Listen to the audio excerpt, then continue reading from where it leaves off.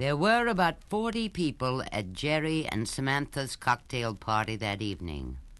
It was the usual crowd, the usual discomfort, the usual appalling noise. People had to stand very close to one another and shout to make themselves heard. Many were grinning, showing capped white teeth. Most of them had a cigarette in the left hand, a drink in the right. I moved away from my wife, Mary, and her group. I headed for the small bar in the far corner, and when I got there, I sat down on a bar stool and faced the room.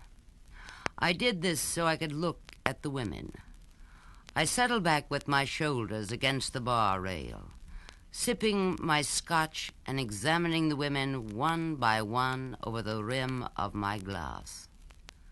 I was studying not their figures, but their faces.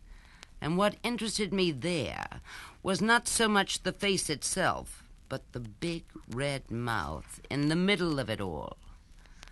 And even then, it wasn't the whole mouth, but only the lower lip. The lower lip, I had recently decided, was the great revealer. It gave away more than the eyes. The eyes hid their secrets. The lower lip hid very little. Take, for example, the lower lip of Jacinth Winkleman, who was standing nearest to me. Notice the wrinkles on that lip, how some were parallel and some radiated outward. No two people had the same pattern of lip wrinkles. And come to think of it, you could catch a criminal that way if you had his lip print on file, and he had taken a drink at the scene of the lower lip is what you told. And Martha Sullivan was doing that right now as she watched from a distance her fatuous husband slobbering over Judy Martinson. You lick it when lecherous.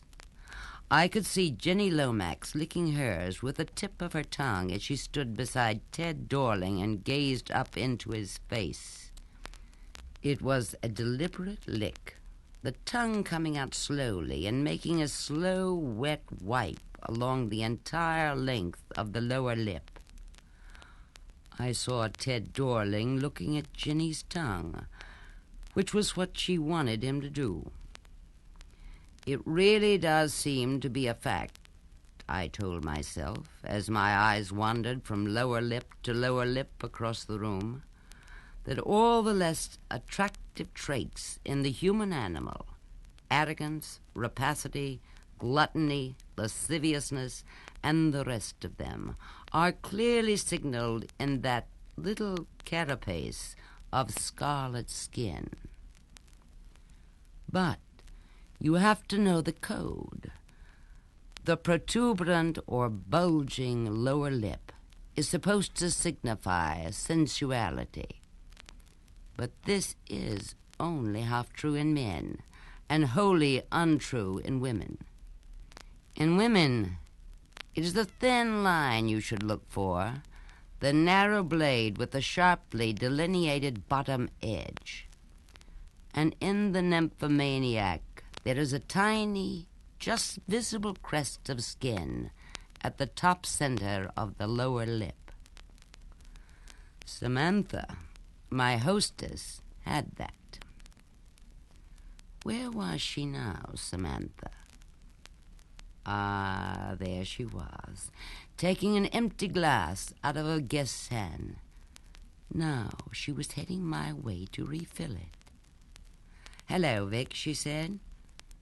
"You all alone?" She's a nympho bird, all right, I told myself. But a very rare example of the species, because she is entirely and utterly monogamous. She is a married, monogamous nympho bird who stays forever in her own nest. She is also the fruitiest female I have ever set eyes upon in my whole life. "Let me help you," I said, standing up and taking the glass from her hand. "What's wanted in here?" "Vodka on the rocks," she said. "Thanks, Vic." She laid a lovely long white arm upon the top of the bar and leaned forward so that her bosom rested on the bar rails, squashing upward. "Oops," I said, pouring vodka outside the glass. Samantha looked at me with huge brown eyes but said nothing. "I'll wipe it up," I said. She took the refilled glass from me and walked away. I watched her go. She was wearing black pants. They were so tight around the buttocks that the smallest mole or pimple would have shown through the cloth. But Samantha Rainbow had not a blemish on her bottom. I caught myself licking my own lower lip. That's right, I thought. I want her. I lust after that woman, but it's too risky to try. It would be suicide to make a pass at a girl like that. First of all, she lives next door, which is too close. Secondly, as I have already said, she is monogamous. Thirdly, she is thick as a thief with Mary, my own wife. They exchange dark female secrets. Fourthly, her husband, Jerry, is my very old and good friend, and not even I, Victor Hammond, though I am churning with lust, would dream of trying to seduce the wife of a man who is my very old and trusty friend. Unless... It was at this point, as I sat on the bar stool, leching over Samantha Rainbow, that an interesting idea began to filter quietly into the center of my brain. I remained still, allowing the idea to expand. I watched Samantha across the room and began fitting her into the framework of the idea. Oh, Samantha, my gorgeous and juicy little jewel, I shall have you yet. But could anyone seriously hope to get away with a crazy lark like that?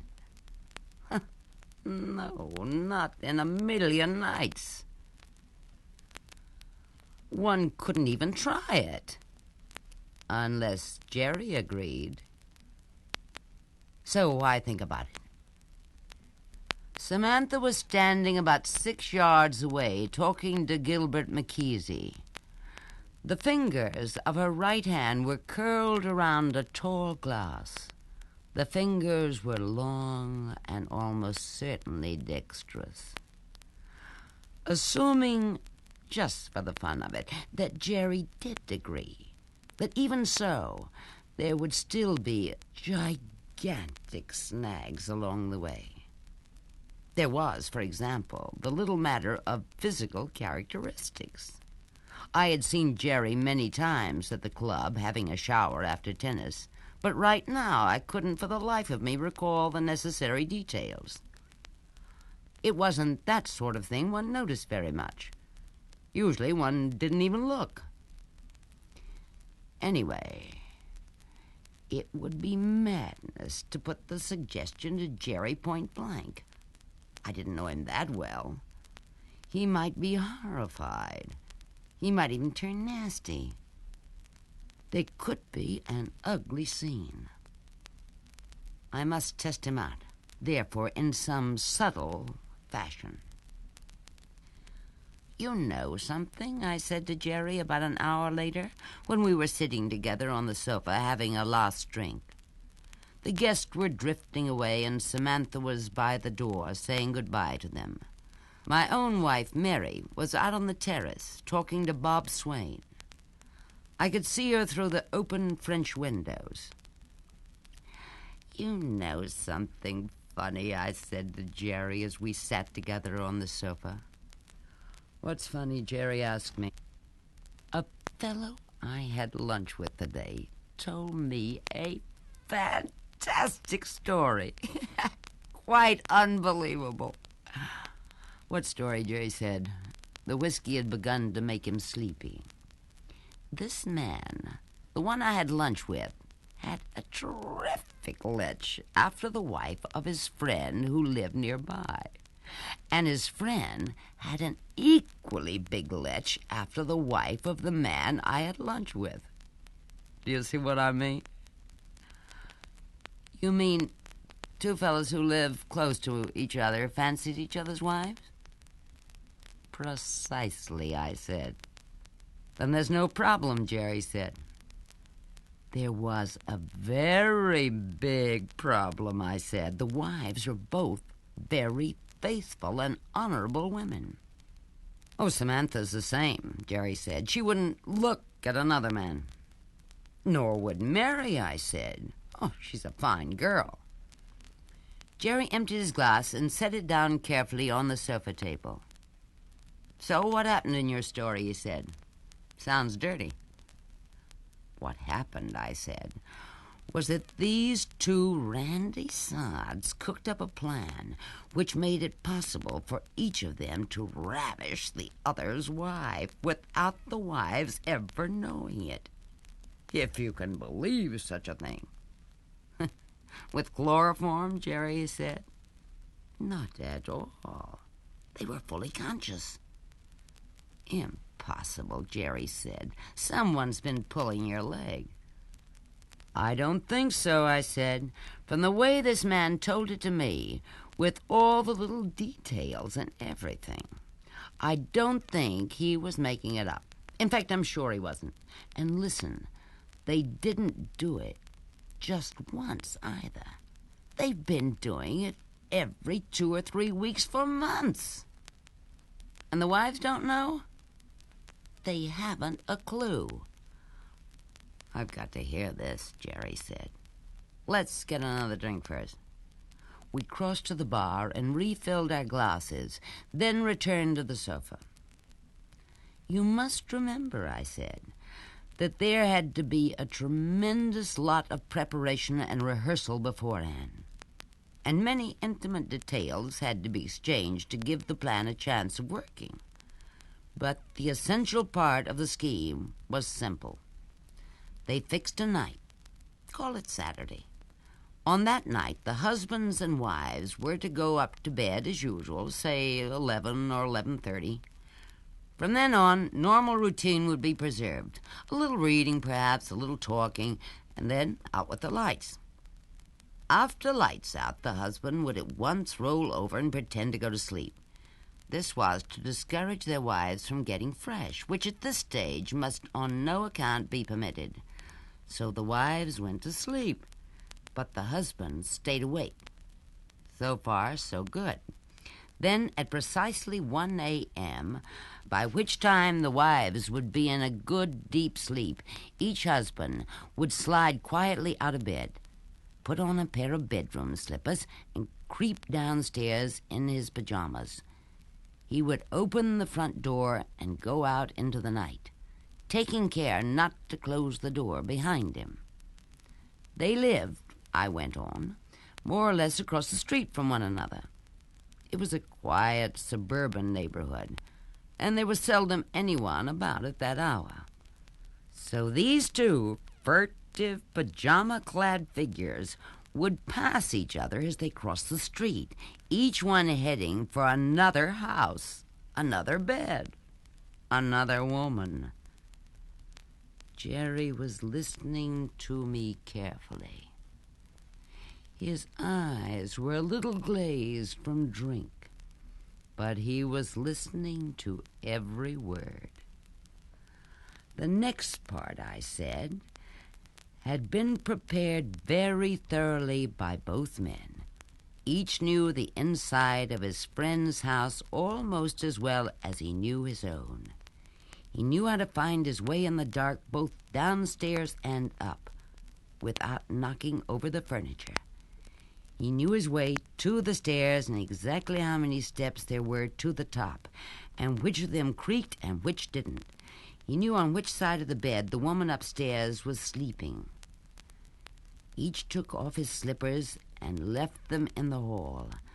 Then up the stairs he crept in his bare feet and pajamas, This part of it, according to my friend, was rather exciting. He was in a dark, silent house that wasn't his own, and on his way to the main bedroom, he had to pass no less than 3 children's bedrooms where the doors were always left slightly open. "Children," Jerry cried. "My God, what if one of them had woken up and said, 'Daddy, is that you?'" "That was all taken care of," I said. "Emergency procedure would then come into effect immediately. Also, if the wife, just as he was creeping into her room, woke up and said, 'Darling, what's wrong? Why are you wandering about?' Then again, emergency procedure." "What emergency procedure?" Jerry said. "Simple," I answered. "The man would immediately dash downstairs and out the front door and across to his own house and ring the bell. This was a signal for the other character, no matter what he was doing at the time, also to rush downstairs at full speed and open the door and let the other fellow in while he went out. This would get them both back quickly to their proper houses." "With egg all over their faces," Jerry said. "Not at all," I said. "That doorbell would have woken the whole house," Jerry said. "Of course," I said. And the husband returning upstairs in his pajamas would merely say, "I went to see who the hell was ringing the bell at this ungodly hour. Couldn't find anyone. Must have been a drunk." "What about the other guy?" Jerry asked. "How does he explain why he rushed downstairs when his wife or child spoke to him?" He would say, "I heard someone prowling about outside, so I rushed down to get him. But he escaped." "Did you actually see him?" his wife would ask anxiously. "Of course I saw him," the husband would answer. "He ran off down the street. He was too damn fast for me." Whereupon the husband would be warmly congratulated for his bravery. "Okay," Jerry said. "That's the easy part. Everything so far is just a matter of good planning and good timing. But what happens when these 2 horny characters actually climb into bed with each other's wives?" "They go right to it," I said. "The wives are sleeping," Jerry said. "I know," I said. "So they proceed immediately with some very gentle but very skillful love play, and by the time these dames are fully awake, they're as randy as rattlesnakes." "No talking, I presume," Jerry said. "Not a word." "Okay, so the wives are awake," Jerry said, "and their hands get to work. So, just for a start, what about the simple question of body size? What about the difference between the new man and the husband? What about tallness and shortness and fatness and thinness? Huh? You're not telling me these men were physically identical?" "Not identical, obviously," I said, "but they were more or less similar in build and height. That was essential. They were both clean-shaven and had roughly the same amount of hair on their heads, and that sort of similarity is commonplace. Look at you and me, for instance. We're roughly the same height and build, aren't we?" "Are we?" Jerry said. "Well, how tall are you?" I said. 6 foot exactly. "I'm 5'11", I said. 1 inch difference. What do you weigh?" 187. "I'm 184", I said. "What's 3 pounds among friends?" There was a pause. Jerry was looking out through the French windows onto the terrace where my wife Mary was standing. Mary was still talking to Bob Swain, and the evening sun was shining in her hair. She was a dark, pretty girl with a bosom. I watched Jerry. I saw his tongue coming out and go sliding along the surface of his lower lip. I guess you're right, Jerry said, still looking at Mary. I guess we are about the same size, you and me. When he turned back and faced me again, there was a little red rose high up on each cheek. Go on about these two men, he said. What about some of the other differences? You mean faces, I said. No one's going to see faces in the dark. I'm not talking about faces, Jerry said. Well, what are you talking about then? I'm talking about their cocks, Jerry said. That's what it's all about, isn't it? And you're not going to tell me. Oh, yes, I am, I said, just so long as both men were either circumcised or uncircumcised. Then there was really no problem. Are you suggesting that all men have the same size in cocks, Jerry said? Because they don't. I know they don't, I said. Some are enormous, Jerry said, and some are titchy. There are always exceptions, I told him, but you'd be surprised at the number of men whose measurements are virtually the same, give or take a centimeter. According to my friend, 90% are normal. Only 10% are notably large or small. I don't believe that, Jerry said. Check on it sometime, I said. Ask some well-traveled girl.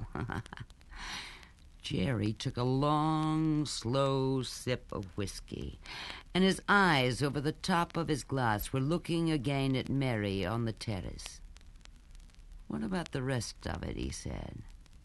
No problem, I said. No problem, my arse, he said. Shall I tell you why this is a phony story? Go ahead. Everybody knows that a wife and husband who have been married for some years develop a kind of routine. It's inevitable. My God, a new operator would be spotted instantly. You know damn well he would. You can't suddenly wade in with a totally different style and expect the woman not to notice it. And I don't care how randy she was, she'd smell a rat in the first minute. A routine can be duplicated, I said, just so long as every detail of that routine is described beforehand. A bit personal, that, Jerry said. The whole thing's personal, I said. So each man tells his story. He tells precisely what he usually does. He tells everything. The lot. The works. The whole routine from beginning to end. Jesus, Jerry said. Each of these men, I said, had to learn a new part. He had, in effect, to become an actor. He was impersonating another character. Not so easy, that, Jerry said. No problem at all, according to my friend. The only thing one had to watch out for was not to get carried away and start improvising. One had to follow the stage directions very carefully and stick to them. Jerry took another pull at his drink. He also took another look at Mary on the terrace. Then he leaned back against the sofa, glass in hand. These two characters, he said. You mean they actually pulled it off? I'm damn sure they did, I said. They're still doing it. About once every 3 weeks. Fantastic story, Jerry said. And a damn crazy, dangerous thing to do. Just imagine the sort of hell that would break loose if you were caught. Instant divorce. 2 divorces, in fact. 1 on each side of the street. Not worth it. Takes a lot of guts, I said. Party's breaking up, Jerry said. They are all going home with their goddamn wives. I didn't say any more after that. We sat there for a couple of minutes, sipping our drinks while the guests began drifting toward the hall. Did he say it was fun, this friend of yours? Jerry asked suddenly. He said it was a gas, I answered. He said all the normal pleasures got intensified 100% because of the risk. He swore it was the greatest way of doing it in the world, impersonating the husband and the wife not knowing it. At that point, Mary came through the French windows with Bob Swain. She had an empty glass in one hand and a flame-colored azalea in the other. She had picked the azalea on the terrace. "I've been watching you," she said, pointing the flower at me like a pistol. "You've hardly stopped talking for the last 10 minutes. What's he been telling you, Jerry?" "A dirty story," Jerry said, grinning. "He does that when he drinks," Mary said. "Good story," Jerry said, "but totally impossible. Get him to tell it to you sometime." "I don't like dirty stories," Mary said. "Come along, Vic. It's time we went." "Don't go yet," Jerry said, fixing his eyes upon her splendid bosom. "Have another drink." "No, thanks," she said. "The children will be screaming for their supper. I've had a lovely time." "Aren't you going to kiss me good night?" Jerry said, getting up from the sofa. He went for her mouth, but she turned her head quickly, and he caught only the edge of her cheek. "Go away, Jerry," she said. "You're drunk." "Not drunk," Jerry said. "Just lecherous." "Don't you get lecherous with me, my boy," Mary said sharply. "I hate that sort of talk." She marched away across the room, carrying her bosom before her like a battering ram. "So long, Jerry," I said. "Fine party." Mary, full of dark looks, was waiting for me in the hall. Samantha was there, too, saying goodbye to the last guest. Samantha, with her dexterous fingers and her smooth skin and her smooth, dangerous thighs. "Cheer up, Vic," she said to me, her white teeth showing. She looked like the creation, the beginning of the world, the first morning. "Good night, Vic, darling," she said, stirring her fingers in my vitals. I followed Mary out of the house. "You feeling all right?" she asked. "Yes," I said. "Why not?" "The amount you drink is enough to make anyone feel ill," she said. There was a scrubby old hedge dividing our place from Jerry's, and there was a gap in it we always used. Mary and I walked through the gap in silence. We went into the house, and she cooked up a big pile of scrambled eggs and bacon, and we ate it with the children. After the meal, I wandered outside. The summer evening was clear and cool, and because I had nothing else to do, I decided to mow the grass in the front garden. I got the mower out of the shed and started it up. Then I began the old routine of marching back and forth behind it. I like mowing grass. It is a soothing operation, and on our front lawn I could always look at Samantha's house going one way and think about her going the other. I had been at it for about 10 minutes when Jerry came strolling through the gap in the hedge. He was smoking a pipe and had his hands in his pockets, and he stood on the edge of the grass, watching me. I pulled up and left the motor ticking over. "Hi, sport," he said. "How's everything?" "I'm in the doghouse," I said. "So are you." "Your little wife," he said, "is just too goddamn prim and prissy to be true." "Oh, I know that." "She rebuked me in my own house," Jerry said. "Not very much." "It was enough," he said, smiling slightly. Enough for what? Enough to make me want to get a little bit of my own back on her. So what would you think if I suggested you and I have a go at that thing your friend told you about at lunch? When he said this, I felt such a surge of excitement my stomach nearly jumped out of my mouth. I gripped the handles of the mower and started revving the engine. "Have I said the wrong thing?" Jerry asked. I didn't answer. "Listen," he said, "if you think it's a lousy idea, let's forget I mentioned it. You're not mad at me, are you?" "I'm not mad at you, Jerry," I said. "It's just that it never entered my head that we should do it." "Well, it entered mine," he said. "The setup is perfect. We wouldn't even have to cross the street." His eyes were shining like 2 stars.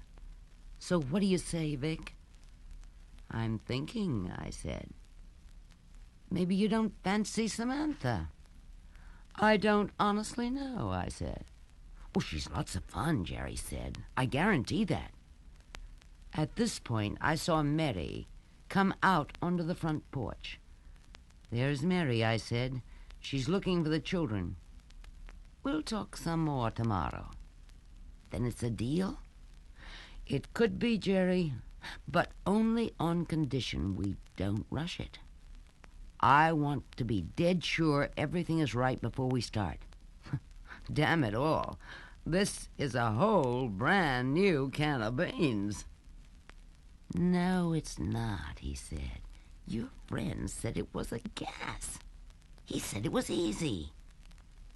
"Ah, yes," I said. "My friend, of course. But each case is different." I opened the throttle on the mower and went whirring away across the lawn. When I got to the far side and turned around, Jerry was already through the gap in the hedge and walking up to his front door. The next couple of weeks was a period of high conspiracy for Jerry and me. We had secret meetings in bars and restaurants to discuss strategy, and sometimes he dropped into my office after work, and we had a planning session behind the closed door. Whenever a doubtful point arose, Jerry would always say, "Well, how did your friend do it?" And I would play for time and say, "I'll call him up and ask him about that one." And after many conferences and much talk, we agreed upon the following main points. 1, that D-Day should be a Saturday. 2, that on D-Day evening we should take our wives out to a good dinner, the 4 of us together. 3, that Jerry and I should leave our houses and cross over through the gap in the hedge at precisely 1 a.m. Sunday morning. 4, that instead of lying in bed in the dark until 1 a.m. came along, we should both, as soon as our wives were asleep, go quietly downstairs to the kitchen and drink coffee. 5, that we should use the front doorbell idea if an emergency arose. 6, that the return crossover time was fixed for 2 a.m. 7, that while in the wrong bed, questions, if any, from the woman must be answered by an sound with the lips closed tight. 8, that I myself must immediately give up cigarettes and take to a pipe so that I would smell the same as Jerry. 9, that we should at once start using the same brand of hair oil and aftershave lotion. 10, that as both of us normally wore our wristwatches in bed, and they were very much the same shape, it was decided not to exchange. Neither of us wore rings.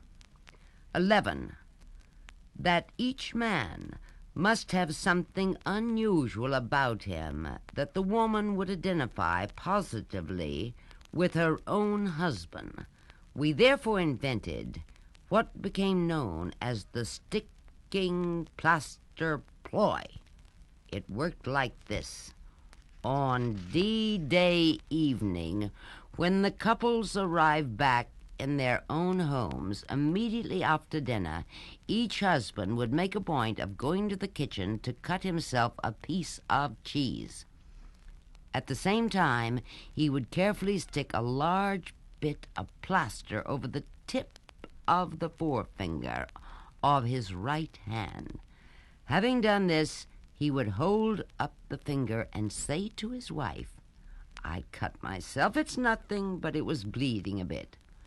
Thus, later on, when the men have switched beds, each woman will be made very much aware of the plastic-covered finger. The man would see to that, and will associate it directly with her own husband. An important psychological ploy calculated to dissipate any tiny suspicion that might enter the mind of either female. So much for the basic plans. Next came what we referred to in our own notes as familiarization with the layout. Jerry schooled me first. He gave me 3 hours training in his own house one Sunday afternoon when his wife and children were out. I'd never been into their bedroom before. On the dressing table were Samantha's perfumes, her brushes, and all her other little things. A pair of stockings was draped over the back of a chair. Her nightdress, white and blue, was hanging behind the door leading to the bathroom. "Okay," Jerry said. "It'll be pitch dark when you come in. Samantha sleeps on this side, so you must tiptoe around the end of the bed and slide in on the other side over there. I'm going to blindfold you and let you practice." At first, with the blindfold on, I wandered all over the room like a drunk. But after about an hour's work, I was able to negotiate the course pretty well. But before Jerry would finally pass me out, I had to go blindfolded all the way from the front door, through the hall, up the stairs, past the children's room, into Samantha's room, and finish up in exactly the right place. And I had to do it silently, like a thief. All this took 3 hours of hard work, but I got it in the end. The following Sunday morning, when Mary had taken our children to church, I was able to give Jerry the same sort of workout in my house. He learned the ropes faster than me, and within an hour he passed the blindfold test without placing a foot wrong. It was during this session that we decided to disconnect each woman's bedside lamp as we entered the bedroom. So Jerry practiced finding the plug and pulling it out with his blindfold on. And the following weekend, I was able to do the same in Jerry's house. Now came, by far, the most important part of our training. We called it spilling the beans. And it was here that both of us had to describe in every detail the procedure we adopted when making love to our own wives. We agreed not to worry ourselves with any exotic variations that either of us might or might not occasionally practice. We were concerned only with teaching one another the most commonly used routine and the one least likely to arouse suspicion. The session took place in my office at 6 o'clock on a Wednesday evening after the staff had gone home. At first, we were both slightly embarrassed, and neither of us wanted to begin. So I got out a bottle of whiskey, and after a couple of stiff drinks, we loosened up, and the teach-in started. While Jerry talked, I took notes, and vice versa. At the end of it all, it turned out that the only real difference between Jerry's routine and my own was one of tempo. But what a difference it was. Oh, he took things, if what he said was to be believed, in such a leisurely fashion, and he prolonged the moments to such an extravagant degree, that I wondered privately to myself whether his partner did not sometimes go to sleep in the middle of it all. My job, however, was not to criticize but to copy, and I said nothing. Jerry was not so discreet. At the end of my personal description, he had the temerity to say, "Is that really what you do?"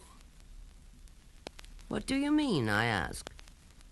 "I mean, is it all over and done with as quickly as that?" "Look," I said, "we aren't here to give each other lessons. We are here to learn the facts."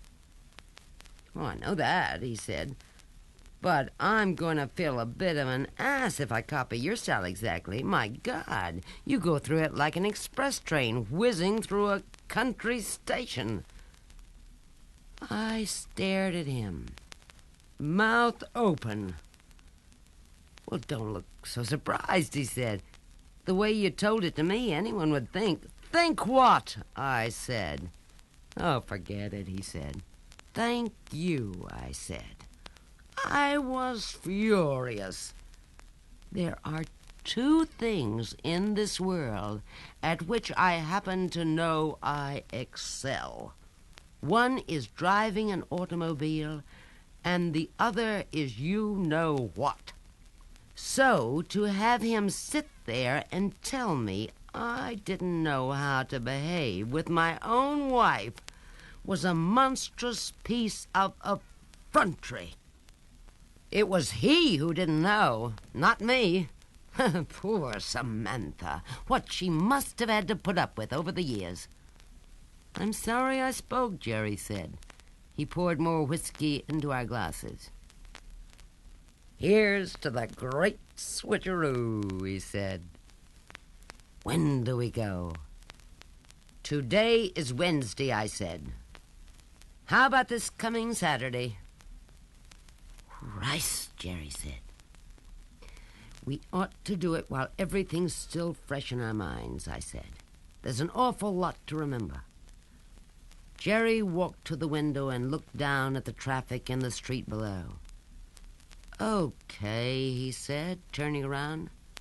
"Saturday it shall be." Then we drove home in our separate cars. "Jerry and I thought we'd take you and Samantha out to dinner Saturday night," I said to Mary. We were in the kitchen, and she was cooking hamburgers for the children. She turned around and faced me, frying pan in one hand, spoon in the other. Her blue eyes looked straight into mine. "My Lord, Vic," she said. "How nice. What are we celebrating?"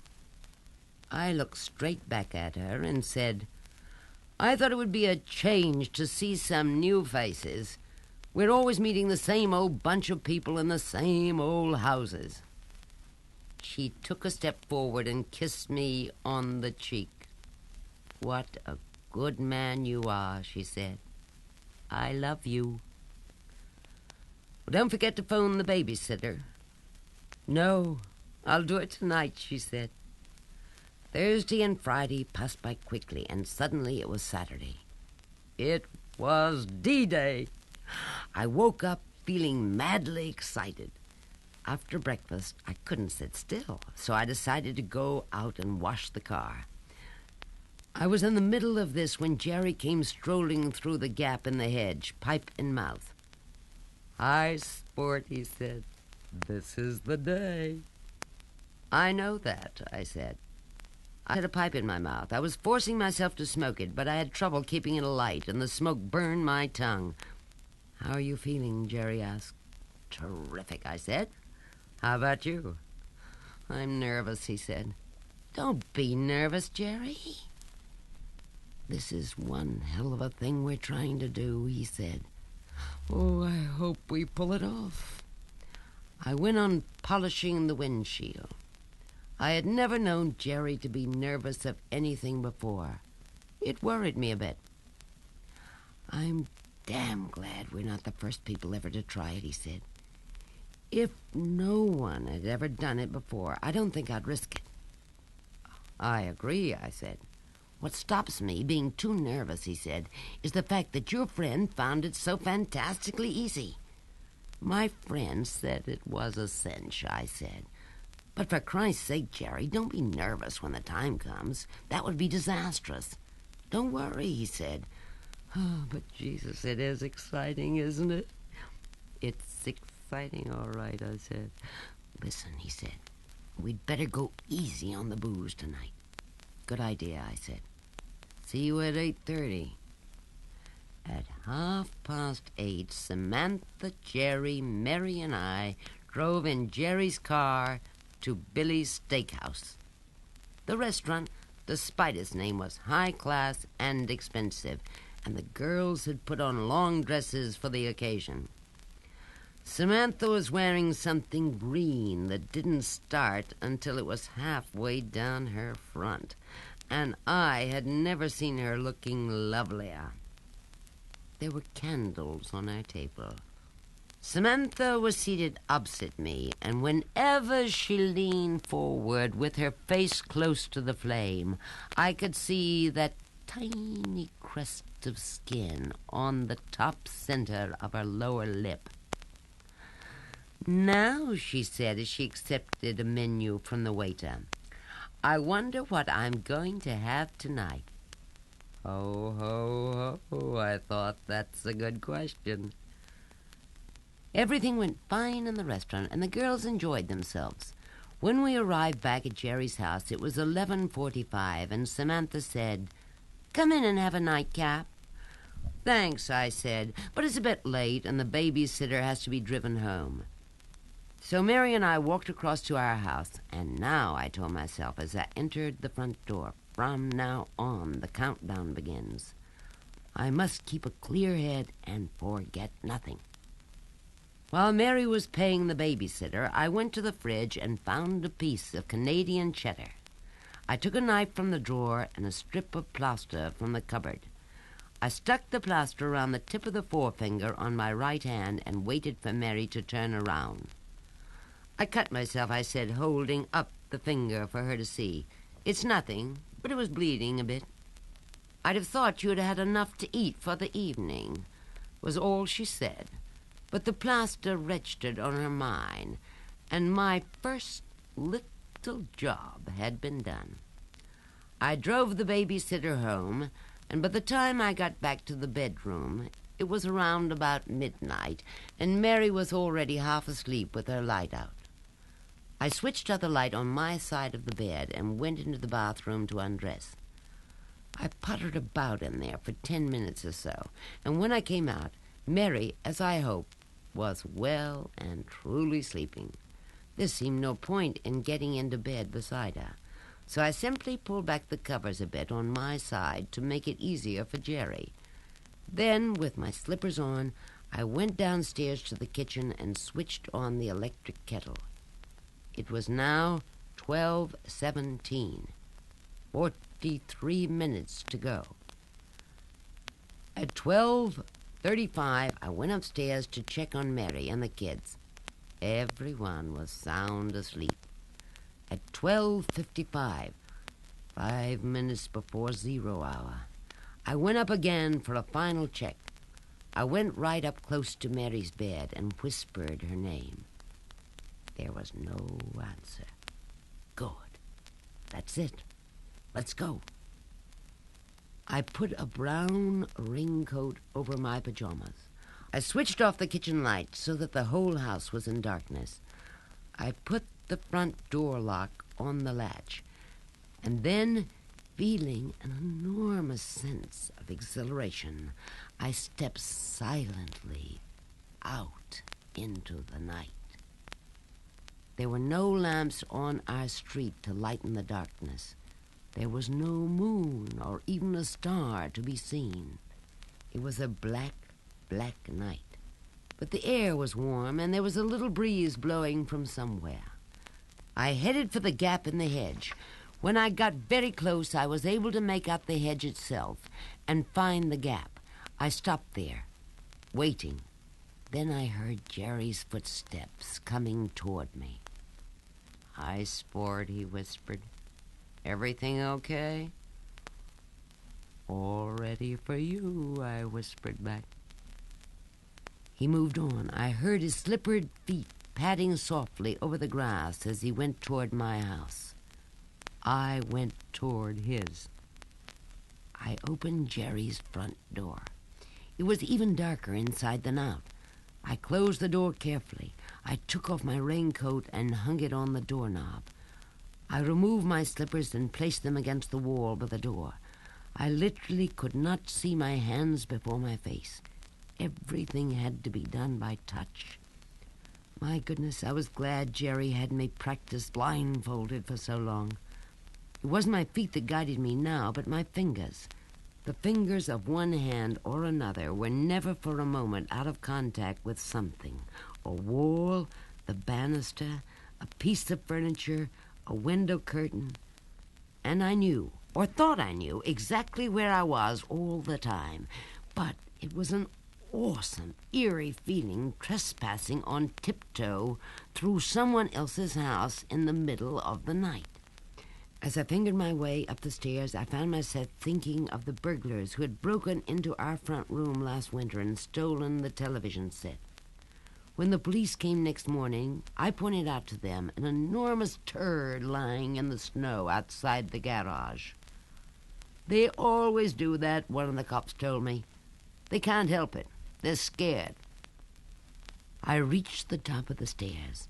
I crossed the landing with my right fingertips touching the wall all the time. I started down the corridor, but paused when my hand found the door of the first children's room. The door was slightly open. I listened. I could hear young Robert Rainbow, aged 8, breathing evenly inside. I moved on. I found the door to the second children's bedroom. This one belonged to Billy, age 6, and Amanda, 3. I stood listening. All was well. The main bedroom was at the end of the corridor, about 4 yards on. I reached the door. Jerry had left it open as planned. I went in. I stood absolutely still just inside the door, listening for any sign that Samantha might be awake. All was quiet. I felt my way around the wall until I reached Samantha's side of the bed. Immediately, I knelt on the floor and found the plug connecting her bedside lamp. I drew it from its socket and laid it on the carpet. Good. Much safer now. I stood up. I couldn't see Samantha, and at first I couldn't hear anything either. I bent low over the bed. Yes, I could hear her breathing. Suddenly I caught a whiff of the heavy, musky perfume she had been using that evening, and I felt the blood rushing to my groin. Quickly, I tiptoed around the big bed, keeping 2 fingers in gentle contact with the edge of the bed the whole way. All I had to do now was get in. I did so, but as I put my weight upon the mattress, the creaking of the springs underneath sounded as though someone was firing a rifle in the room. I lay motionless, holding my breath. I could hear my heart thumping away like an engine in my throat. Samantha was facing away from me. She didn't move. I pulled the covers up over my chest and turned toward her. A female glow came out of her to me. Here we go, then. Now. I slid a hand over and touched her body. Her nightdress was warm and silky. I rested the hand gently on her hip. Still, she didn't move. I waited a minute or so. Then I allowed the hand that lay upon the hip to steal onward and go exploring. Slowly, Deliberately and very accurately, my fingers began the process of setting her on fire. She stirred. She turned onto her back. Then she murmured sleepily, "Oh, dear. Oh, my goodness me. Good heavens, darling." I, of course, said nothing. I just kept on with the job. A couple of minutes went by. She was lying quite still. Another minute passed. Then another. She didn't move a muscle. I began to wonder how much longer it would be before she caught a light. I persevered. But why the silence? Why this absolute and total immobility, this frozen posture? Suddenly it came to me. I'd forgotten completely about Jerry. I was so hotted up I'd forgotten all about his own personal routine. I was doing it my way, not his. His way was far more complex than mine. It was ridiculously elaborate. It was quite unnecessary. But it was what she was used to. And now she was noticing the difference in trying to figure out what on earth was going on. But it was too late to change the direction now. I must keep going. I kept going. The woman beside me was like a coiled spring lying there. I could feel the tension under her skin. I began to sweat. Suddenly, she uttered a queer little groan. More ghastly thoughts rushed through my mind. Could she be ill? Was she having a heart attack? Ought I to get the hell out quick? She groaned again, louder this time. Then all at once she cried out, "Yes, yes, yes, yes, yes!" And like a bomb whose slow fuse has finally reached the dynamite, she exploded into life. She grabbed me in her arms and went for me with such incredible ferocity, I felt I was being set upon by a tiger. Or should I say tigress? I never dreamed a woman could do the things Samantha did to me then. She was a whirlwind, a dazzling, frenzied whirlwind that tore me up by the roots and spun me around and carried me into the heavens to places I did not know existed. I myself did not contribute. How could I? I was helpless. I was the palm tree spinning in the heavens, the lamb in the claws of the tiger. It was as much as I could do to keep breathing. Thrilling it was, all the same, to surrender to the hands of a violent woman, and for the next 10, 20, 30 minutes, how would I know? The storm raged on. But I have no intention here of regaling the reader with bizarre details. I do not approve of washing juicy linen in public. I am sorry, but there it is.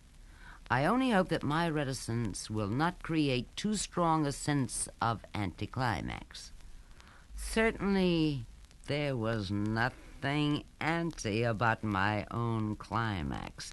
In the final searing paroxysm, I gave a shout which should have awakened the entire neighborhood. Then I collapsed. I crumpled up like a drain wineskin. Samantha, as though she had done no more than drink a glass of water, simply turned away from me and went right back to sleep.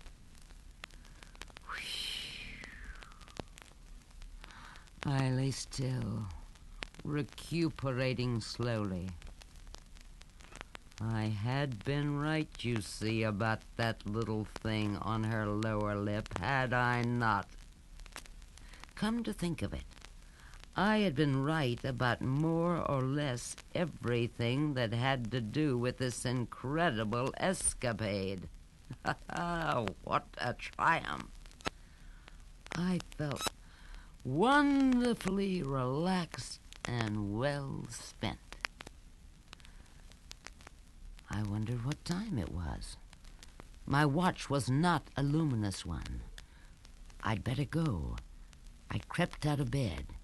I felt my way a trifle less cautiously this time, around the bed, out of the bedroom, along the corridor, down the stairs, and into the hall of the house. I found my raincoat and slippers. I put them on. I had a lighter in the pocket of my raincoat. I used it and read the time. It was 8 minutes before 2. Later than I thought, I opened the front door and stepped out into the black night. My thoughts now began to concentrate upon Jerry. Was he all right? Had he gotten away with it? I moved through the darkness toward the gap in the hedge. "Hi, Sport," a voice whispered beside me. "Jerry." "Everything okay?" Jerry asked. "Fantastic," I said. "Amazing. What about you?" "Same with me," he said. I caught the flash of his white teeth grinning at me in the dark. "We made it, Vic," he whispered, touching my arm. "You were right. It worked." "It was sensational." "See you tomorrow," I whispered. "Go home." We moved apart. I went through the hedge and entered my house. 3 minutes later, I was safely back in my own bed, and my own wife was sleeping soundly alongside me. The next morning was Sunday. I was up at 8:30 and went downstairs in pajamas and dressing gown, as I always do on a Sunday, to make breakfast for the family. I had left Mary sleeping. The 2 boys, Victor, age 9, and Wally, 7, were already down. "Hi, Daddy," Wally said. "I've got a great new breakfast," I announced. "What?" the boys said together. They had been into town and fetched the Sunday paper and were now reading the comics. "We make some buttered toast and we spread orange marmalade on it," I said. "Then we take strips of crisp bacon on top of the marmalade." "Bacon," Victor said, "with orange marmalade?" "I know, but wait till you try it. It's wonderful." I poured out the grapefruit juice and drank 2 glasses of it myself. I set another on the table for Mary when she came down. I switched on the electric kettle, put bread in the toaster, and started to fry the bacon. At this point, Mary came into the kitchen. She had a flimsy peach-colored chiffon thing over her nightdress. "Good morning," I said, watching her over my shoulder as I manipulated the frying pan. She did not answer. She went to her chair at the kitchen table and sat down. She started to sip her juice. She looked neither at me nor at the boys. I went on frying the bacon. "Hi, Mummy," Wally said. She didn't answer this either. The smell of the bacon fat was beginning to turn my stomach. "I'd like some coffee," Mary said, not looking around. Her voice was very odd. "Coming right up," I said. I pushed the frying pan away from the heat and quickly made a cup of black instant coffee. I placed it before her. "Boys," she said, addressing the children, "would you please do your reading in the other room till breakfast is ready?" "Us?" Victor said. "Why?" "Because I say so." "Are we doing something wrong?" Wally asked. "No, honey, you're not. I just want to be left alone for a moment with Daddy." I felt myself shrink inside my skin. I wanted to run. I wanted to rush out the front door and go running down the street and hide. "Get yourself a coffee, Vic," she said, and sit down." Her voice was quite flat. There was no anger in it. There was just nothing. And she still wouldn't look at me. The boys went out, taking the comic section with them. "Shut the door," Mary said to them. I put a spoonful of powdered coffee into my cup and poured boiling water over it. I added milk and sugar. The silence was shattering. I crossed over and sat down in my chair opposite her. It might just as well have been an electric chair, the way I was feeling. "Listen, Vic," she said, looking into her coffee cup. "I want to get this said before I lose my nerve, and then I won't be able to say it." "For heaven's sake, what's all the drama about?" I asked. "Has something happened?"